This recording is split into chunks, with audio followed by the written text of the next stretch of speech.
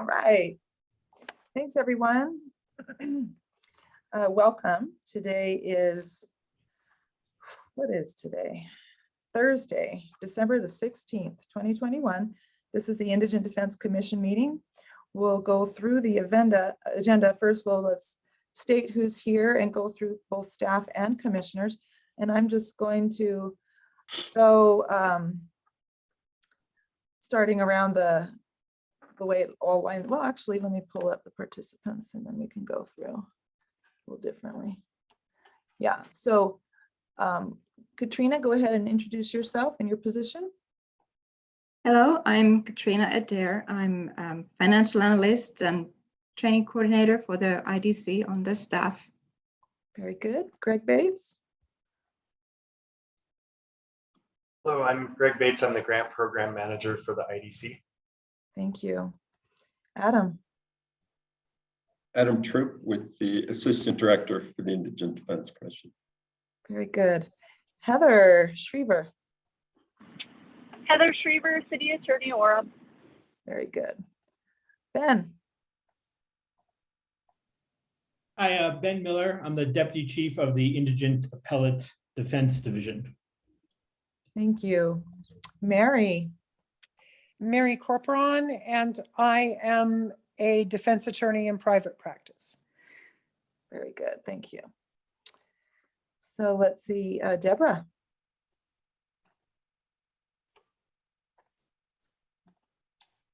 Hi, I'm Deborah Nelson. I'm the Chief Appellate Attorney for the Indigent Appellate Defense Division.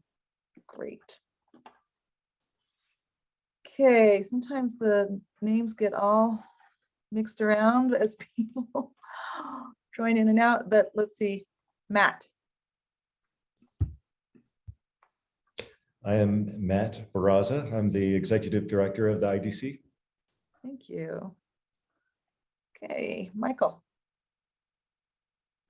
Michael Drexel from the Administrative Office of the Courts, Judicial Council. So. Very good. Ryan. Ryan Lewis, appointment by the Utah Leagues of City and Towns. Yeah, and thanks for saying that. I'm actually Lorene Kamalu, and I was appointed by the Utah Association of Counties, which I'll remind everybody about that because sometimes I forget about that, but I represent all counties to this body. Rich.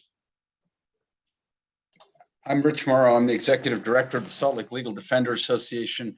I guess my statutory seat is an established public defender office seat, and our office is a full-time public defender office in Salt Lake City. Yes, thank you for that. All right, let's see. And Wendy. I am an appellate attorney at the Indigent Appellate Defense Division. Thank you, Wendy. Leslie. Leslie Howitt, research and data analyst for the Indigent Defense Commission. Fantastic. Your background is different today, Leslie. Yeah, Wally's not here to call me out on all my pot plans. I know, we miss Wally today. And Judge Zimmerman too. So, but yeah, it's a busy time for sure. There's no doubt some people traveling and busy. I think that's everyone. Is there anyone that I missed? All right, then we're still at 7 for the not quite to quorum, right, Katrina? That's correct. We're at 7. Katrina had to step away just for a little bit. Okay. Well, then we'll have it for anything we need the quorum for. Then when Sean jumps on, we will notice that and take care of anything that needs the votes. Does that sound good? Okay, great. So commission meeting dates for 2022. It has my name by it, but Matt, you want to talk about that? So we do have some tentative dates for the coming year, and I will share that with everyone, and I'll send it out via email as well after the commission here.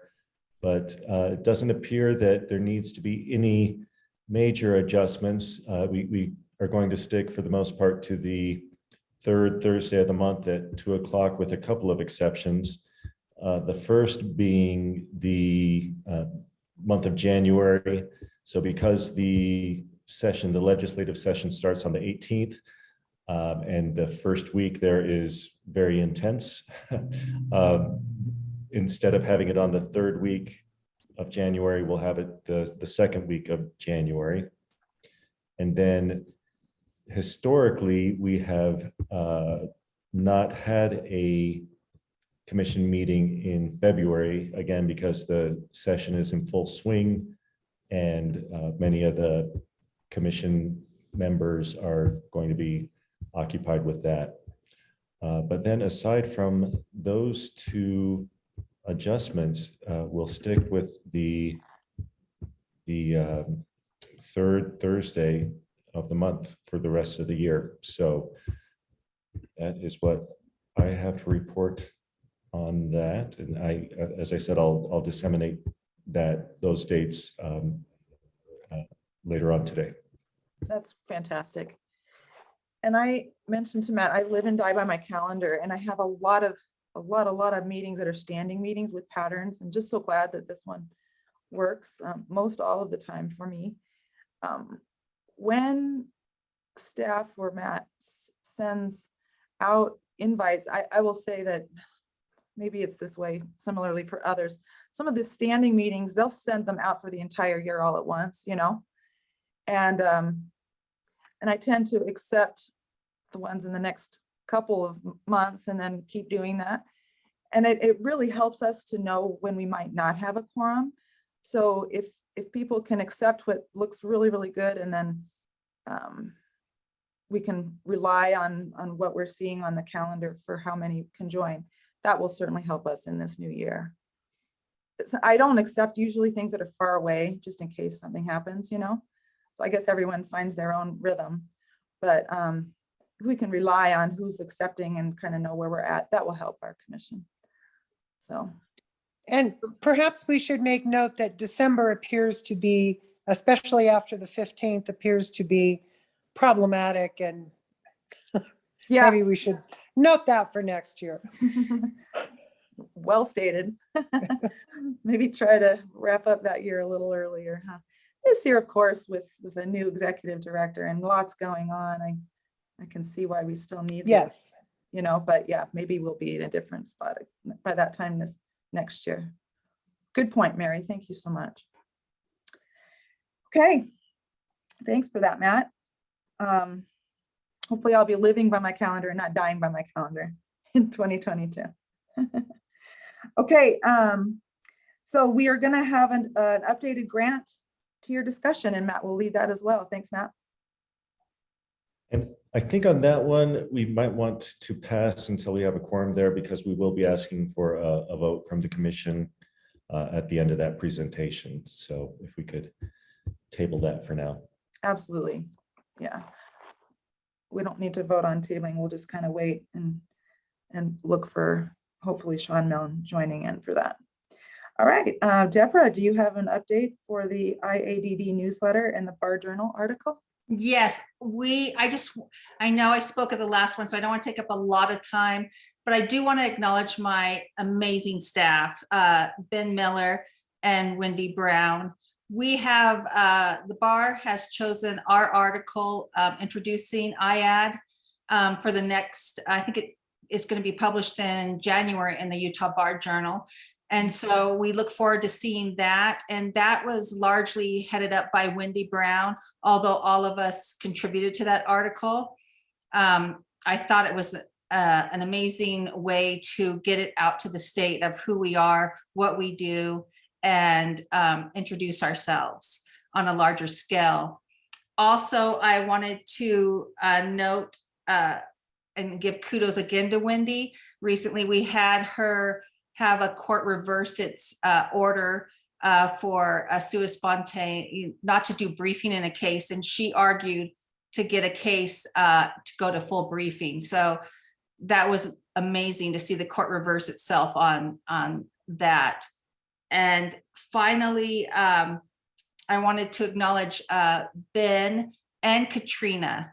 They have worked on, I don't know if anybody has seen it, but our website is amazing. The IADS tab, Ben and Katrina have made it so that trial practitioners throughout the state can link to resources, to forms, notices of appeal, and have all this information at one central location so that they can better do their jobs and we can better do ours. And it was a big project, but I just wanted to acknowledge them and that hard work and how long it's taken. So that's all I really wanted to do, just to kind of give kudos to my staff and Katrina. I am so lucky. So that is what IAD's been up to. Wow, that's a exciting update, and congratulations to all of you. My goodness. You're a new division too, right? And so to have all of this happening so widely and with acclaim, so awesome. Proud of you. Yeah, really proud of you. They're great. Yeah, you know what? It's all about the people. It always is, and it always will be. Good job. Yes. Commissioner, could I add something quickly to that also? Deborah's done a great job of explaining how great their division is doing. I think it is important to know too that, to the extent people haven't heard, the governor's budget came out a couple of weeks ago. He's requested that the $500,000 that IAD has currently as one-time money be made into ongoing money, which would give them 1.5 million of ongoing money, which is great. There's also a request for 500,000 more in one-time money. And one-time money always fluctuates a lot, so we'll see what we can get for that, but it's a lot of progress. And I know that Deborah's doing a good job with her staff of using as much money as possible, given what they have to do. So it's good to have that. It's good to have that support from the governor's office. Wow, it really is. So in the governor's budget, 1.5 of ongoing specific to IAD, and then another 500K one time. And I had that thought and didn't write it down in my notes. What does he have for IDC? Greg perhaps has more, or can get the numbers more quickly, but he obviously continued with the same ongoing budget. I think he asked for $1 million in one time, and then about $689,000. Is that right, Greg? Around there for ongoing. So it's an increase from what we had, certainly, and then a request and support for a substantial amount more. All focused on grants. So. Wow, that's great. Yeah. And can I just add that Adam and I, and mostly Adam really, have been working on child welfare appeals and parental termination appeals and juvenile delinquency. And we have now taken all of those areas under IAD. And Adam has, and I don't know if anybody's aware of that, actually it took a while, but he has spearheaded changing the rules on the child welfare appeals to give more time to practitioners to file these petitions in the Court of Appeals. So there's been tremendous progress with our agency, and Adam and Matt have been amazing to listen to me whine about all of the things that need to be changed in the system, and they actually go out and they're doing it. And so you have a great IDC staff here. They are amazing. Yeah, we agree with you. And I wish that Pam and Margaret were here to cheer, right? That's fantastic. Really fantastic. See what happens when we give you guys a little more time. There's more to say. People are a little modest sometimes. You have the responsibility to shout the praises on your colleagues, I think, because otherwise sometimes it doesn't come out. Good. So could I want to go back quickly. Greg just sent this to me. I had some of it wrong, and I think it's actually better. Proposed one-time adjustment, Greg, right, for our funding for grants is 1.5 million, as I read it, and then the ongoing is an additional 609,000, which adds to the 5,679,000 that we currently have. So whatever the exact numbers, it's a great deal of support for us, and so it's really good to see. Okay, so that 1.5 million adds onto what it was before, you're saying. And Right. Right. And that's the one time and plus an additional 609 in the ongoing category. Yeah, that's wonderful. So we can follow that in the legislative session and hope that it sticks or gets even better. Right? And I would note, just to add some additional context, that's basically everything that we asked for with our ask to the governor's office. So obviously the governor is very supportive of indigent defense and is supportive of what we are requesting. So we can take that to the legislature as a starting point and go from there. Oh, that's fantastic. Yeah, I don't think I knew that that was everything that we'd asked for. That's good news. All right. So Adam, you have this update for, and maybe along these lines, juvenile defense and parental defense. Was that part of what we talked about? And now you're muted. There you No, I'm no longer muted. Yes, I appreciate the time. I just wanted to share some information on a few things that we've accomplished this year and still working on that I'm very proud of. I think you all know my responsibility focuses on juvenile court, and I'll share some information on what we're doing. I'm sorry, Margaret and Pam both are not able to be here because they've done a great job in helping to drive that and certainly given me the information I needed to go forward. So I'm going to try to share my screen, and if I can do that effectively, then I should be able to move quickly through this. And I think I did. Anyway, I'll go quickly. There's just a few things. Deborah mentioned this already. The amendment to the appellate rules relating to child welfare cases. For years, there's been a difference in the rules between adult cases and child welfare cases and delinquency cases. Child welfare requires that had different requirements and additional requirements on parents and who wanted to file an appeal. So we had new rules adopted. They have been just approved recently. The first part of it will be that there will be a requirement that the appeal be handled by an attorney who is a qualified appellate attorney, which means that they are on the court's approved roster for attorneys who can provide representation in child welfare cases. That has not been a requirement until now. In fact, that was in conflict with other court rules, which required that the trial counsel file the appeal and stay on the appeal, and not that a qualified rostered attorney be on the case. So that's a significant change. And the only way it really works is with Deborah's office being in place and being able to find these folks to do the work. And then importantly, being able to find a way to connect trial counsel and the appellate counsel in these cases, because there is no time for delay and there's a lot of information that they need to carry forward. In fact, also in every child welfare case where there's a termination of parental rights and an appeal, it's almost certain that there has been a trial, and generally multi-day trial. So having that shared information, be able to transfer that information between trial counsel and appellate counsel is huge. We have a way to do that, and it's good to move forward because under current law, trial counsel is still required to be on the case throughout the pendency of the appeal. So that's positive. The other part of this is that we got a change which says that the time for filing, not filing notice of appeal, but filing a petition on appeal does not start to run until trial counsel actually has the record or appellate counsel has the record. Up until now, there was no requirement that trial counsel get the record before they had to file their petition on appeal.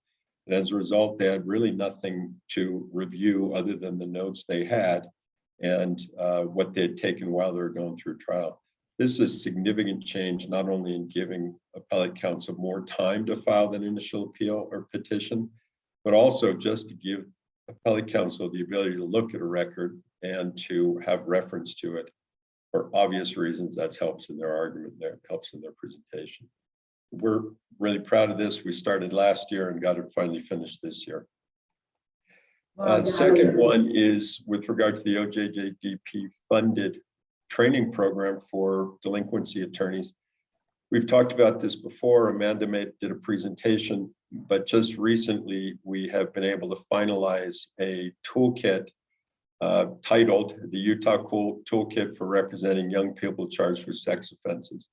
This really is a great and very sizable tool for practitioners to use, has multiple chapters, and has been worked on by expert delinquency attorneys for more than a year. It's very good to see it's going to be available only to defense attorneys who are part of the group and are connected through IDC. And the concept is that it's going to be a resource, ongoing resource that's in place for both seasoned attorneys and those who are new to the practice, and will help with our specialization goal, right? We want to support that and improve that, and the more we can build new attorneys into experts who specialize, the more we can serve our principles, our guiding principles. A few other things. We have also expanded on the 4E reimbursement process. We've also talked about that. It's a complicated process where through IDC, counties can request reimbursement from the federal government for a portion of the spending they do on parent representation. But the new development, since we've talked about it before, is we now have 5 counties that have an MOU with IDC. We have that request process going through DCFS, and we'll start that next request round in January. And that will give Davis County and Weber County the ability to get their request in and start receiving reimbursement. They are, for those larger counties, pretty substantial amounts of money, which then goes back into the child parent representation system. We know we'll have at least 5 more coming on by the end of this year, or I'm sorry, by the end of this fiscal year. And that'll help us get the next round of requests in by June or by July of next year. It keeps growing. It's a little harder for some of the other smaller counties to calculate what they're spending, but we're building the process as we go forward. And it's really great to see. Salt Lake County is the one that's started to move forward the most with what they are able to do and are doing. It's a great thing to see them be able to use that, I think, $250,000 a year to get it back.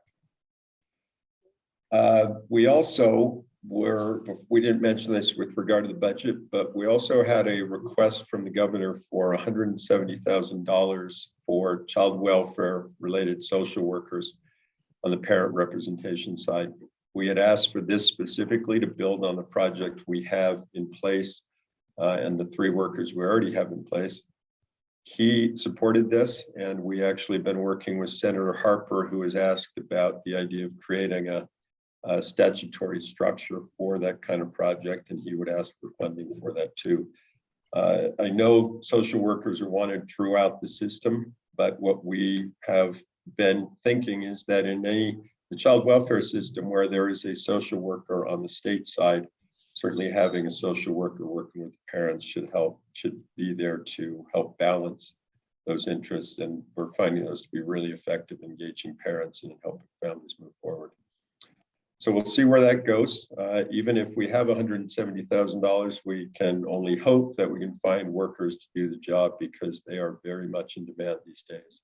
Mm-hmm. And there's a shortage of people who do this work, and certainly a shortage of experienced people. I'll just close with a few other things. I would love to keep going with things we're doing, but I'll tell you more at another time. We have been working to implement what Pam Vickery is calling a holistic approach to delinquency appeals. UJDA is our contractor on that, and they're providing representation for those cases when they are appealed, but they're also providing ongoing training. They're providing briefs as needed, and they're working with juvenile defenders on a listserv and are providing information on an ongoing basis. It's great to have them doing this work, and we're building something as opposed to simply handling the delinquency appeals. And I say that because we need to build something. Delinquency appeals are not happening very often, so we're hoping to build from there. We're going to continue doing specialized training with under the OJJDP project, and working with PDA as partners to provide targeted CLE and sometimes lengthy, at least yearly seminars for a full day. And then finally, we are taking the lead on child welfare legislative activities. There has been a gap on the parent side because we have not had the good fortune of having people who are adept at the legislative side and are deeply involved in it. as we do on delinquency and adult criminal. So it's been a good place for us to sort of plug that gap and to start building some resources for contact and communication with legislators. And the juvenile side, keep working, but Pam is a great representative on that. And there are a lot of people in it and organizations involved in that side of the activity, and they're been very effective. It's pretty much only my role to make sure that I don't get in the way. So I like that. We'll keep seeing that area develop, and I think Utah's leading and certainly on the cutting edge of a lot of things around the country. So very happy to see that, and I appreciate the time to give you those updates. Thank you so much, Adam. There's been a lot of work that you've been working on, and Pam and Margaret and others. Been a lot of fun. Yeah, that's awesome. I mean, we're not always on the cutting edge as a state, so it's pretty cool to think that we might be in this area. Does anyone have any questions for Adam? All right, good. Thank you so much, Adam. And everyone, please thank everyone. I'll try to send a little email to Pam and Margaret. It's so great. Okay, Matt, go ahead and tell us about this annual report, the 2021 annual report. He just sent us a draft copy, so I know we have a chance to look at it, but help us, Matt, with how we can help you. Well, we are required by statute to compile this report every year, and so this is a way for us to get the word out about the work that is going on here at IDC. And so I emailed earlier today a almost final draft report. It's pretty much how it'll look. Leslie and Katrina have done a tremendous job making it look attractive, not having it be too heavy on the script, and having some visual interest there that I think gives it a lot of readability. I've got some good feedback. I tend to use too many commas. I realize this is a problem of mine. So I did get some good feedback from Commissioner Kamalu to ease up on those commas, and I appreciate that. But when you get a minute, I don't want to go through the whole thing here today because there is a lot of script there. But if anybody has any suggestions or comments, please send them our way. We'll be sending this to the legislature, the appropriate committees there, the interim committee, to be distributed as well.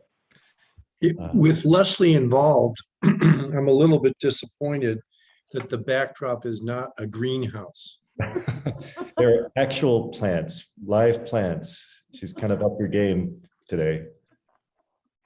Well, we knew you were going to notice that. I commented on it in the beginning of the meeting that she has a different background, and everyone knew that you would notice. So we're so you lived up to your reputation there. I'm just paying attention to Leslie, and Katrina, all of the staff. You guys are all amazing.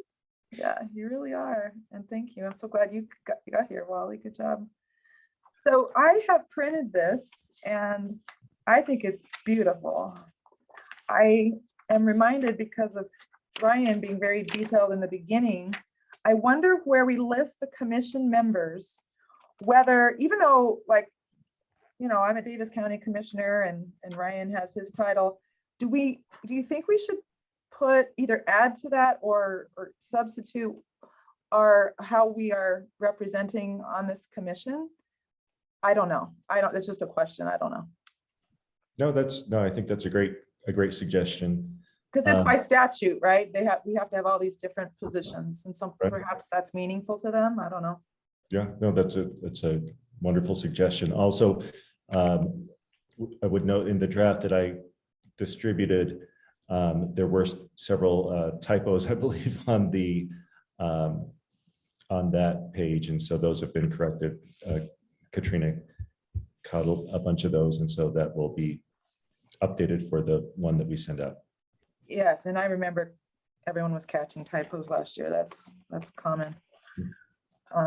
It really looks nice though. I like the consistency of design. That's the thing I always notice, you know, and the, as you said, Matt, the readability graphs and data presented in such a way that people can easily understand it is a really big deal. I haven't made the time to read all of the content yet, but I will, and then I'll happily pass on anything else that I see. Anyone else have comment? Oh, go ahead, Matt. Sure. I was just going to point out, you know, when you're taking a look at it, one thing that we in preparing for this that we noticed in the past and currently, we kind of fixate on the number of counties that we partner with. You know, we currently with Beaver coming on board, we are partnering with 20 out of the 29 counties in Utah. But then we took a look at the district court cases, and specifically district court cases where counsel has been appointed. And so when you look at those numbers statewide, IDC partners with systems that represent 95% of all court-appointed cases. I noticed that, and it Yeah. was an impressive statistic.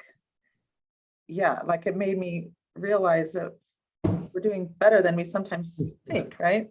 Right, you look at that map and see the counties that aren't included, but when you consider the actual case numbers, we're reaching the vast majority of the state here. Yeah, that's really great. Any other thing that someone wants to ask or has noticed for staff?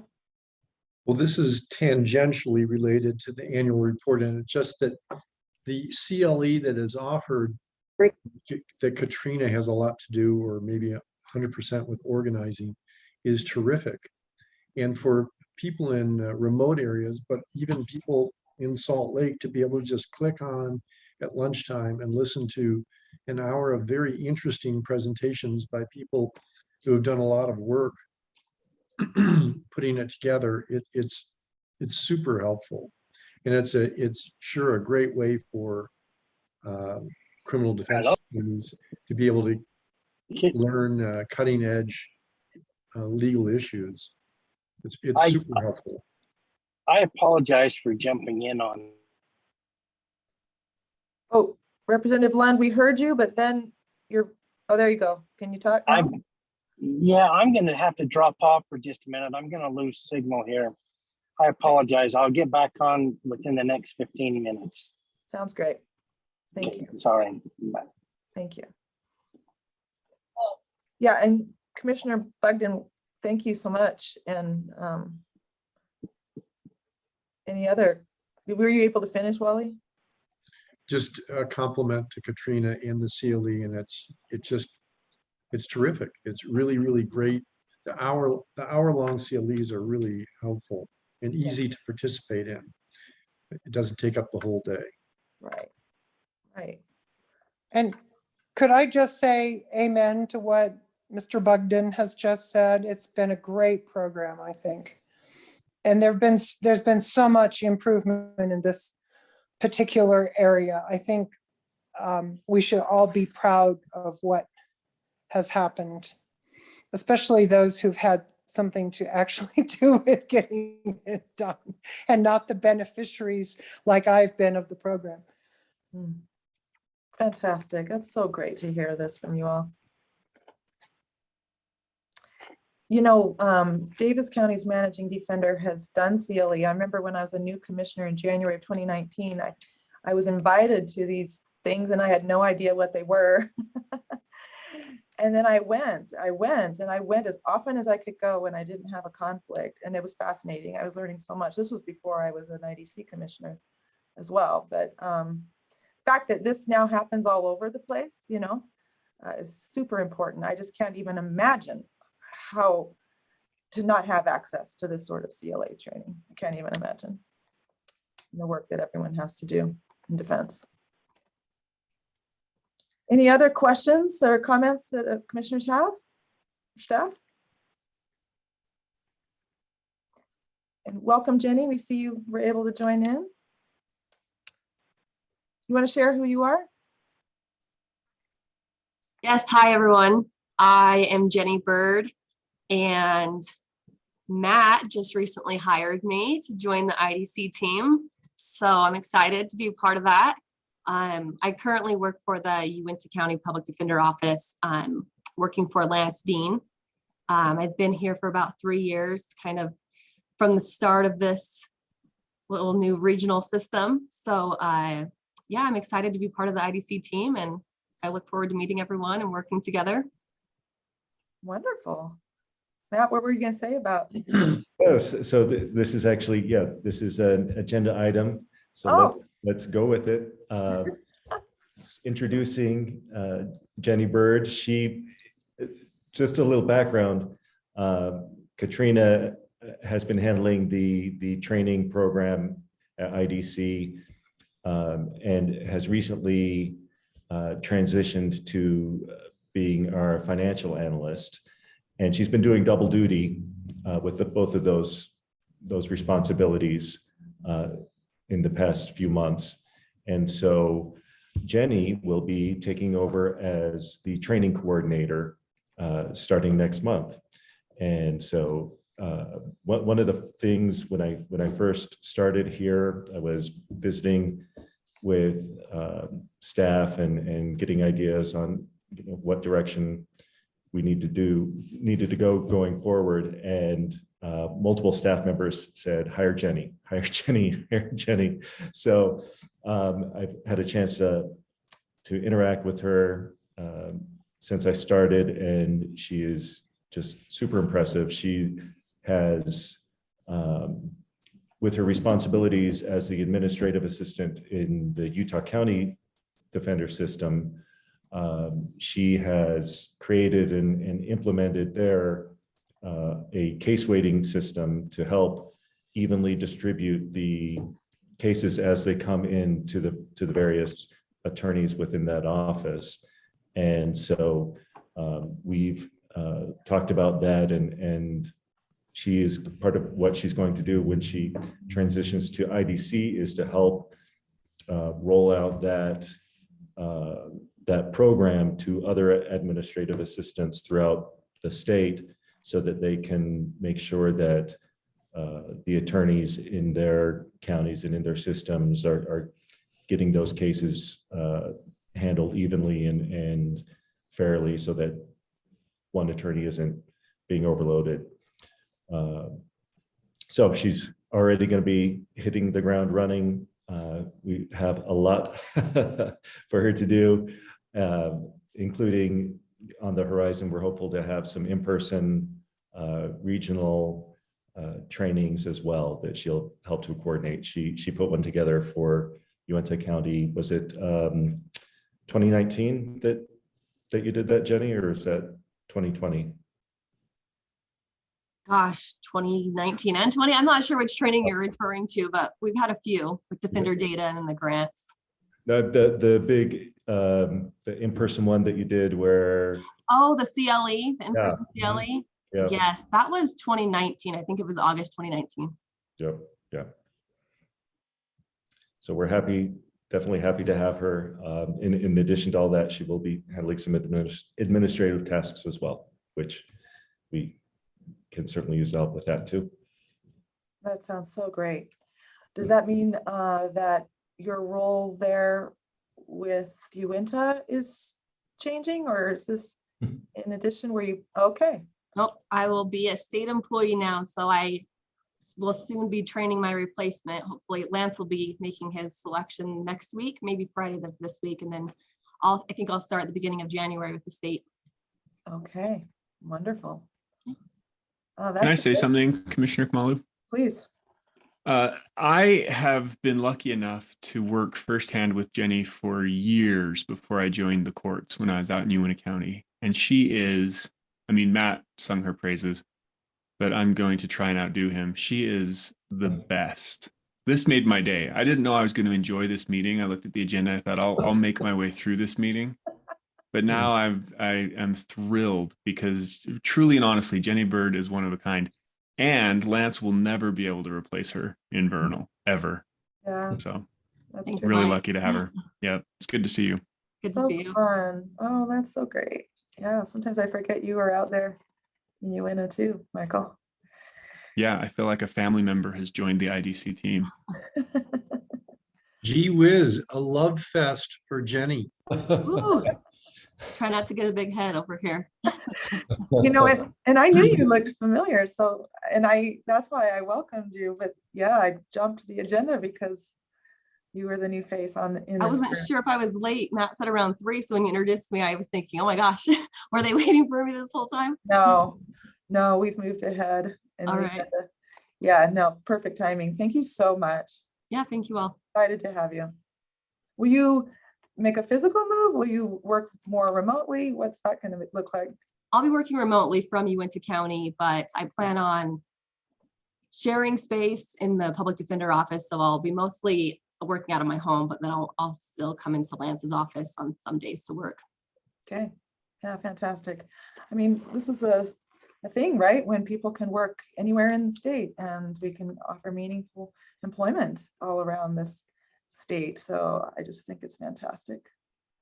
The IDC creating jobs in rural counties. That's one of our goals. It's one of our goals. Tell the governor. Fantastic. So we for a minute had a quorum and then we don't. Yes. So remind me, I mean, I circled it. We need the approval of minutes when we have that quorum. We will go back to the grant tier discussion, but let's just keep going with where we are. And Greg, you've got these one-time funding solicitations to tell us about? Yes, thank you. So just an update on where we're on lapsing funding. And just quickly share here. The governor has our non-lapsing funds. So we have those available to use now. 30th. Matt sent out an email and solicited some ideas for possible usage, which included in-person CLE and associated travel, defense resources, including a specific need for interpreters, technology and equipment upgrades, temporary law clerks and administrative support staff for some specific projects. And then also some items were asked for that were previously declined by the commission back in March, which included drug testing patches and subsidized urine analysis for indigent defendants. So we will work to craft a notice of funding opportunity based on the ideas that were provided. The timing of which we're hoping to send out the notice of funding opportunity next week to get requests back in January, and be able to have a short virtual IDC meeting for approval of those changes sometime in early February. So that's just a quick update on that. Any questions on that? This is Wally. I don't have a question, but following up on my compliment to Katrina and I guess Jenny in the future, the idea of paying folks in remote areas or in rural areas to come to in-person CLE and to pay for that travel seems like not the best use of funds, in my opinion. It seems like the CLE is 100%, every bit as effective by WebEx or by Zoom. I mean, I think there are better ways to spend the money, whether it be on interpreters or the other ideas that you had. That's my 2 cents.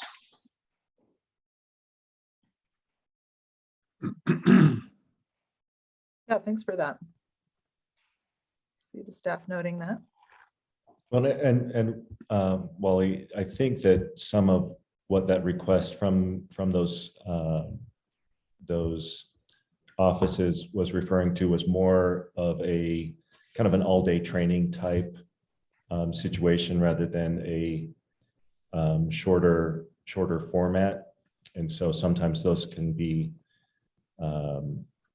more effective in person if you're having kind of a group type getting feedback on practices and trainings like that. Again, these are just ideas at this point that we're trying to solicit from the defense groups to see what they feel that their needs are, but ultimately this will be something that we bring back to the commission for approval, and we can have a discussion about those as well. Well, I think it is a lot harder to pay attention to a CLE if you're watching it all day on your computer versus being in person. Yeah. So I understand that concept or that suggestion. Now, Ryan, I know, can look at his computer for CLE all day long and never get up. It's a joy, computer CLE. Oh, yeah, you're bringing me back traumatic memories of when all conferences went virtual for so long. It was tricky, huh? All right. Anything else on that update? Did you get through everything, Greg? Are you good? Yes, thank you. Yeah, thank you. So Commissioner Morrow had to jump off to a different meeting. Yeah. So we're still looking for hopefully Milne and then Lund to come back, right? To get to the 8. I don't know. What do you want to do, Matt? Well, our meeting next month is on the early side because of the session starting. Mm-hmm. So we may just have to put off this. Oh, wait, well, there's Commissioner Milne. So maybe if we can stall for Representative Lund to rejoin us, then we'll be back at a full commission or a quorum. Mm-hmm. Oh my You could goodness. also- Look at that. Oh, This group miracle. is It's a blessed. miracle. I mean, we say it and it happens in the moment. That's wow. Okay, we better hurry. Hurry All right. now and hurry and do this. All right. Let me just ask though, let's get these minutes taken care of real quick. So for those who've had a chance to review the minutes, I know I have, they're excellent minutes. I'll accept a motion to accept or to let us know if there's anything that you noted to be added or corrected. I would make a motion to approve the minutes as is without changing a single comma. Yeah, right? I know. I'll second Wally's motion. that. Oh, Mary beat me to it. Okay, so Wally motion, Mary second, all in favor? Aye. Aye. Anyone opposed? Okay. All right, Matt, take it away. All right. So Greg is going to share a slideshow with you all. So, and just for some background information for anybody who might not have been here at our last commission meeting, we had discussed for the upcoming fiscal year our funding priorities for the grant requests. And we got some feedback at the last meeting, and so we took that feedback and we've made some adjustments accordingly. But just to give the background information, with the way that the grant process works, Greg, if you could go to the next slide there. We have a timeline that we work with where we get the actually get the next slide up. There we go. So this is the timeline that we try to follow when we're getting our grant requests out for the coming fiscal year. So as you can see, in November, the staff gets together and we try to identify what the priorities are. And then we bring those to the commission for approval.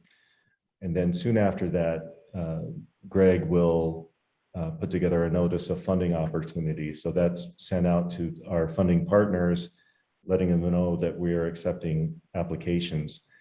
Now, as part of that process, every January, we do a system needs evaluation where we send a survey to the systems, and that the answers that they provide help us know if they're meeting our expectations, what kind of capacity that they have to really, for us to know if the grants that we're providing are really being put to good use.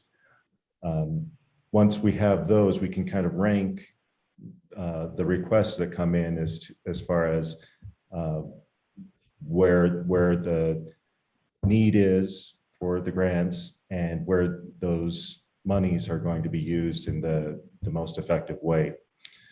And then in March, we continue to have meetings with the grantees to maybe make adjustments, make suggestions as far as their applications go. And then the applications come in, they come in May with the goal of having those brought back to the commission for final approval so that we can get those awards and those contracts processed and ready to go come July 1st. So that's the timeline that we're working under generally to solicit these grants and to get that funding out to the different systems. Greg, if we could go back, thank you. So that's the timeline. So to go back to the discussion that we had a month ago, and what we did last year with the commission is established a tiered system to help prioritize the grant requests that come in. And the system that we used last year, we had 3 tiers, where tier 1 was ongoing requests that had been funded for multiple years. And so we wanted to keep that consistency and make sure there weren't any major changes from one year to the next. So that was the top priority. Last year, tier 2 was for new managing defender requests coming in. So counties that were establishing a managing defender, that approach is very useful because then that really facilitates communications between us and the different systems and feedback so that we know exactly what's going on, what the needs are. And then last year, tier 3 was everything else, defense resources, mileage, whatever other requests were coming in. With the budget that we received from the legislature, we were able to fully fund tier 1 and tier 2, but we weren't able to fund those tier 3 requests. So based on that, what we have proposed to the commission for the coming fiscal year is a revised tier system. Tier 1 is similar in that it's the highest priority is for requests for funding that has been ongoing to keep that consistency with the grantees. Again, tier 2 would be new managing defender requests. So other counties that have not participated with IDC, or those that have but that don't have a managing defender, we're requesting to give priority to those applications. What we changed from last month to this month, as far based on some feedback from the commission, is that we're making tier 3 that was previously titled tier 2A, and we agreed that was a little bit unclear. So we've made that level. We renamed that tier 3. What that is for requests that are coming in from systems that have demonstrated through that system's needs evaluation that their managing defender system is meeting our expectations, and they're demonstrating that they have the capacity to handle more funds, more requests. So that will be our next priority. We'll be conducting, as I mentioned in that timeline there, we'll be conducting the systems needs evaluations in January.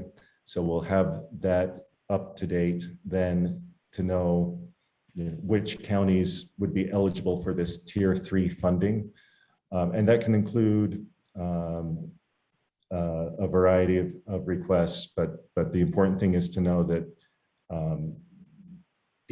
the systems that will be eligible for that will have demonstrated that they are, getting us the data that we need to know that they're using those funds well, and that their requests are based on accurate and good information. And then Tier 4 would be all other requests. And then separate from the tier system, we've identified these 3 areas where they are so important that we're looking to fund them outside of the tiered system. And those would include the case management software. That's essential for us to be able to know, to collect data, to know how many cases are being assigned, how many cases are being assigned to each attorney. So that's really vital for us to know what's going on. And so we feel that that's so important that that would be funded outside of the tiered system. The rural mileage would be funded separately from the tiered consideration.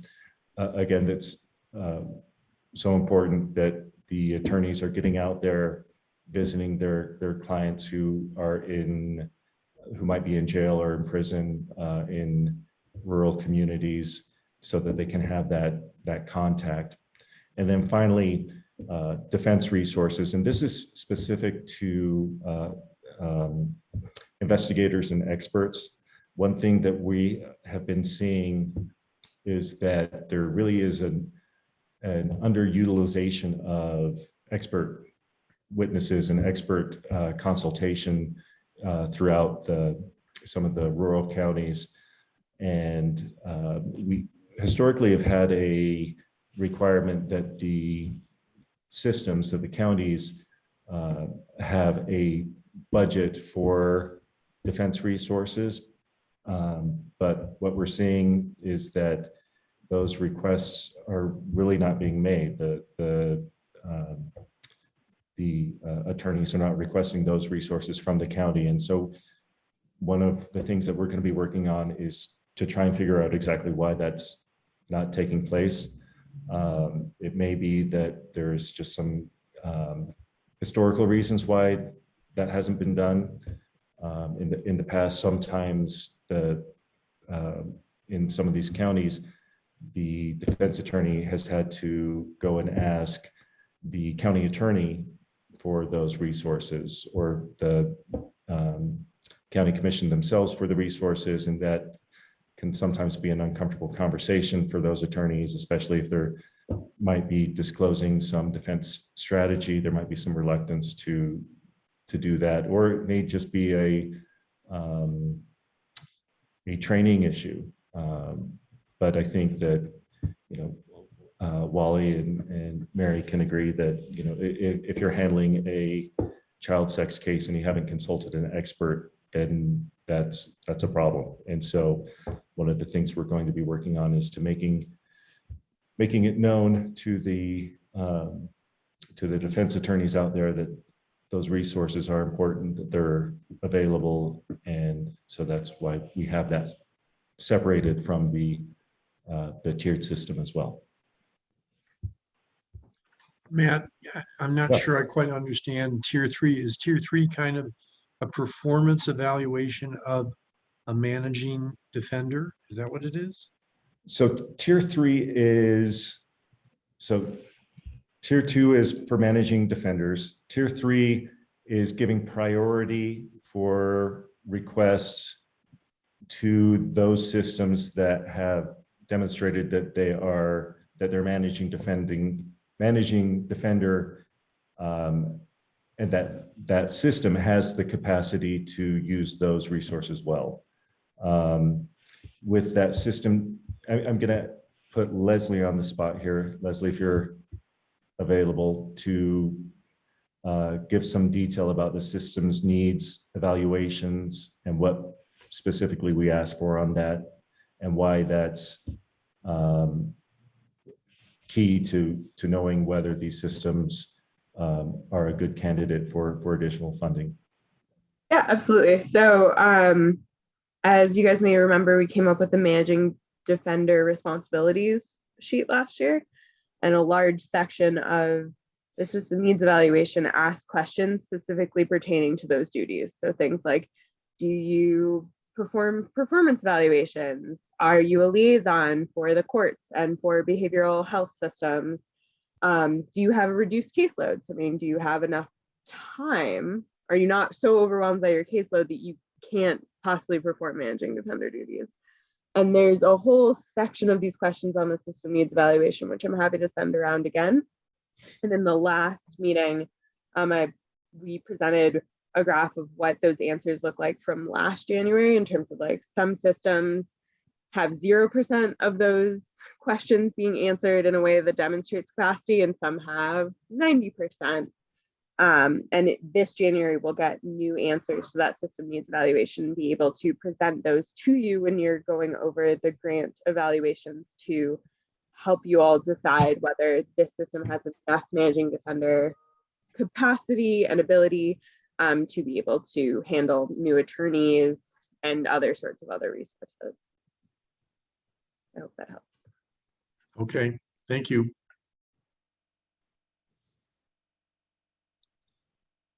Does anybody have any questions? Yeah, thanks.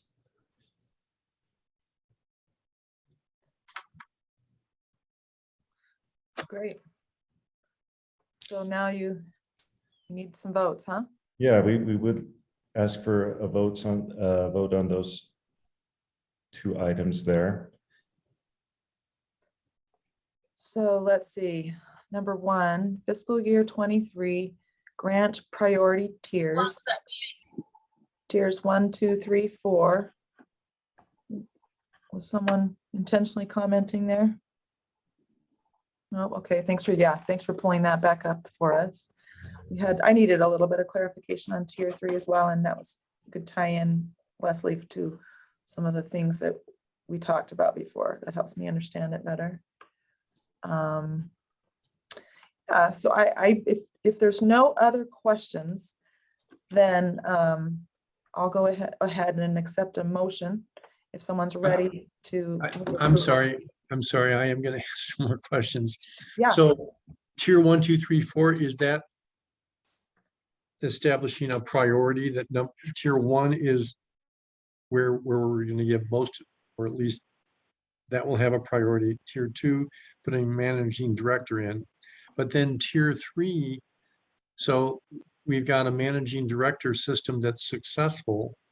It looks like the managing director's minding the ship and doing a great job, but that person is going to have a priority over tier 4, where tier 4 says, I need experts.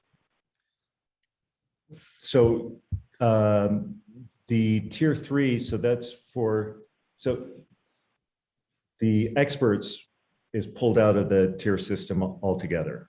So we feel that experts and investigators, those resources are so important that we're pulling it out of this tiered priority system and making it kind of an equivalent resource. The tier 3 is not funding the managing defender themselves. Rather, it's giving priority to requests coming in from systems that have demonstrated that they are managing their system well. So that can be, as Leslie mentioned, it can be, if somebody's requesting an additional attorney, or other resources, not expert resources, not the case management software, but really giving priority once we get past these, the managing defender being established, giving priority to those systems that have demonstrated that their managing defender is meeting expectations and has really the capacity to receive and distribute and make good use of the funds that they're requesting. Okay. Thank you. Was that helpful? That was helpful. Thanks. Yeah, great question and great continuing to explain that. Any other questions? Or is anyone ready to move approval or something else? I'd So make I a would- motion. Michael? The motion I would make is that we approve these tiers as proposed by staff for the fiscal year 23 grant funding process, subject to, if people will hear me out, two considerations. One is final appropriations from the legislature for fiscal year 23, because who knows what they actually end up doing with money, and we may want to recalibrate some of these tiers if the appropriation isn't what we expected or hope it to be, and subject to the system needs evaluation and what we can learn from that will be conducted in January. Thank you for that detailed motion. Anyone who would like to second? The I would motion? second the motion. Wally, great, thank you. All right, we have a motion and a second. Is there any further discussion? Questions? I would only ask, as to my motion, does this motion with the subject to conditions create issues for staff that they want to say, hold on, that doesn't work for us? Because I don't want to try and make something that's untenable for staff to operate under. No, I think actually, oh, sorry, go ahead, Matt. Didn't mean I to was just jump going in. to say that you know, that's kind of that is how we would operate, right? So where we go from here is we have these priorities in place. Then we will do the system needs evaluation next month. We'll report back to the commission on that as to how that played out and where that puts the different systems. And then once we figure out what the appropriations are, we can compare that to the tiers here and consult with the commission as well.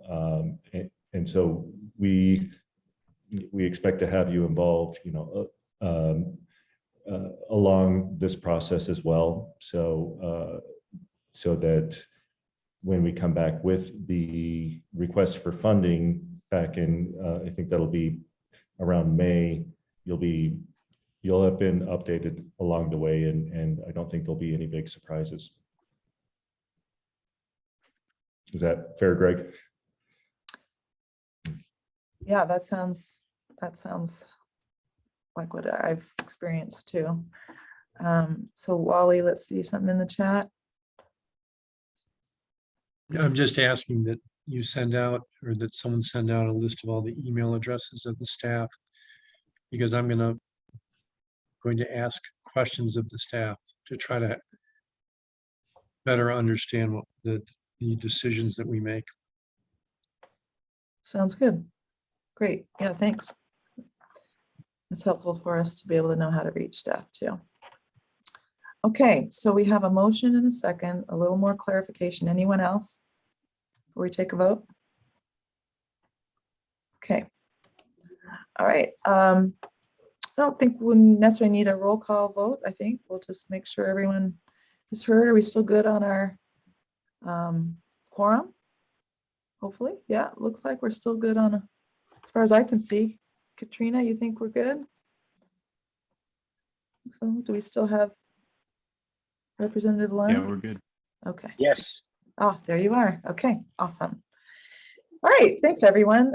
So we have a motion, a second, and Michael is detailed, and that is absolutely the way that staff intends to do it. So go ahead and take a vote. All who will approve, please say aye.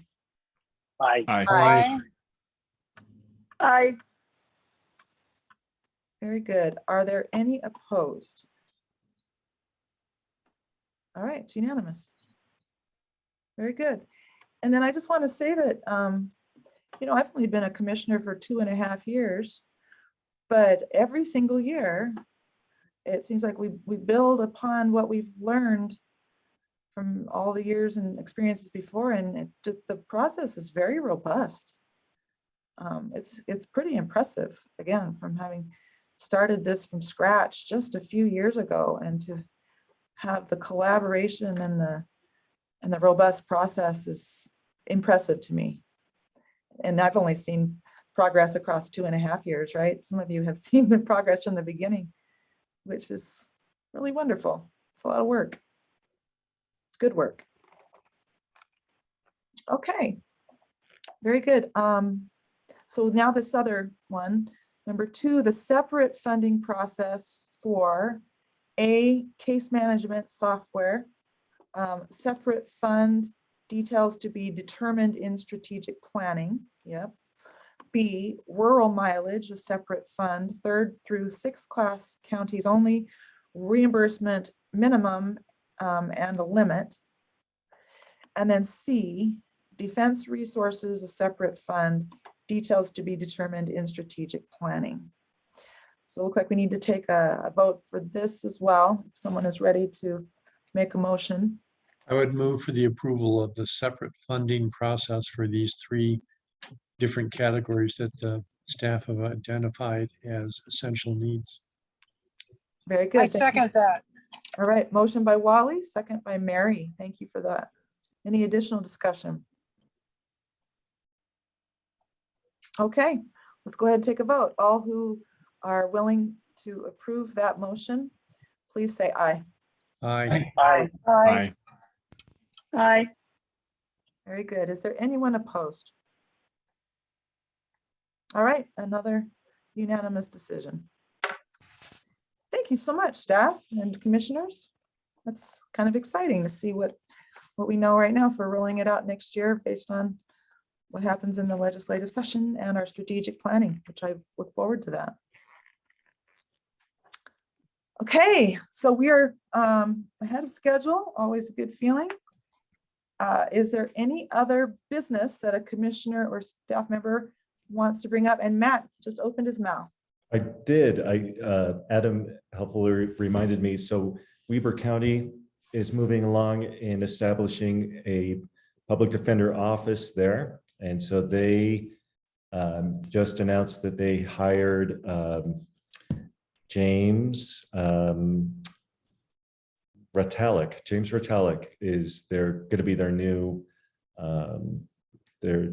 chief defender there. So we'll be reaching out to him and seeing what kind of support he needs as they move forward to establish their office. So that's some good news there. That's excellent news. If I can just Please jump in, great. Yeah, great update. Wonderful to hear that. Mary, do you know him much, or do you know him at all? I know him quite well as a fellow defense attorney, so I'm real pleased with this appointment. Oh, that's good to hear. That's great to know. Wonderful. And then On a profoundly sad note about Weber County, Judge Dorita passed away. Oh my goodness. He was a terrific, wonderful, lovely, fantastic human. 2 years retired from the bench, and just a fabulous human being. You know, Very he just barely joined our Davis County Criminal Justice Coordinating Council because he wanted to be part of it. It was Judge DeCaria. Judge DeCaria. Did I say Dorita? I'm sorry. You did. Oh, okay. Yeah, it's it's Mark DeCaria. I said the wrong, those DI judges, DE. Yeah. What's with them? Well, I'm sorry to hear that. My goodness. There's some great judges out there. I've been able to meet a few, some of you and others. Speaking of confusing Dorita and DeCaria, when Dorita came on the bench, the first year, only one person criticized him. And he was convinced that they intended to really criticize Mark DeCaria, not Mike DeRita. He believed it was it was like a fraudulent vote, like a Trumpian false vote, fraud in the election. Wow, I'll have to remember that. Things go crazy with me someday. And then while we've got Sean still here, Sean, when are we going to see you on TV on the county seat TV show? When are you going to be there again? Well, sadly, Chad has gone off the air. He's Oh, gone to just YouTube only. The millennials have driven another boomer out of the market. oh dear. Chad, or Sean, I didn't even know that. Yeah, Sean was quite expert in a role there. Wow. No, you're being too kind, but I'm shallow and I will accept it. Thank you. You know, I was invited to be on the county seat once, just once, and it was Sean who was the facilitator, and it was Joanna as an expert, right? And Yeah. Todd Weiler, Senator Weiler, and then there was me, and I was like brand new commissioner to the IDC. I mean, I'm just there. I'm just there so they could have another spot filled on the table. You were there to keep the banter between Todd and Joanna, within reasonable bounds. Yeah, there's one other reason I was there. If they said a word that the lay person is never going to know, and that was me, then I said, what does that mean? And then we kept it at the level where maybe even county commissioners can understand what's being discussed. Remember that? Yeah. I remember a few times I said, so what that means is blah, blah, blah, blah, blah. And they're like, oh yeah, we need to make sure we don't talk the lingo. That is true. The legal profession is full of a lot of very intelligent word choices, but nonetheless, sometimes they can confound some of our neighbors and family members and friends. This whole group. And ourselves, don't forget. Yeah, I have an email I'm typing up right now. I have to lay out about 50 facts. I've learned to lay out the facts. I've learned a few things. All right, anything else for business? That was fun, Wally and Sean. Thank you for that. I highly recommend Get Back on the Disney Channel. If you like the Beatles, 6 hours. It's like binge watching happiness. Wow. Get Back. All right. We'll have to find 6 out. hours of Beatles put together by Peter Jacobson or Peter Jackson. And Ringo barely speaks, but he comes across as a very likable person. I highly recommend it to you Beatlemania people. That is awesome. I'm pretty sure that Katrina was one of the people pulling her hair out, wanting to see Paul McCartney. I'm going to leave that part out of the minutes. You're dating yourself, Wally, but our family still enjoys those Beatles as well. So fun. All right. Well, maybe we've come to the end of our business, but you are a fantastic group. I love the red on the screen there. And please have an amazing holiday. Be grateful for the snow. There's snow out my window right now. I felt such incredible joy on the day after, well, it was just yesterday. It seems like a long time ago, but like I was giddy. I realized I was giddy to see the beauty of the snow because it had been too long, right? So it's beautiful and so grateful for all of you. Hope you have a wonderful holiday season. And staff, thank you so much for this great work. and for having such a robust timeline and process, and we get to be a part of it. Thank you so much, all of you. All right, have a great day and a great season, and we'll see everyone in January, all right? Happy holidays. I move we adjourn. A second, thank I you. was gonna ask if we needed that still. Ryan, that's your job, is to find all the chairs problems. I was just waiting. Ah, humbug. Ryan. You can stay on, Wally. No one's stopping you, but you have to turn on your camera. Yeah, we're looking for a bow tie. No or that bow you're- tie today, no. Or Sorry. that you're outside with the snow in the background. That would be the other thing we would look for you. If you're skiing, we don't want to see it though. That's true. I don't have internet at my house, so I had to go to the library, the county library. Oh, that's awesome. Okay. Happy holidays, everyone. Happy holidays. Goodbye. Thank you all. Thank you. Happy Great New Year. meeting. Thank you so much. Jingle all the way.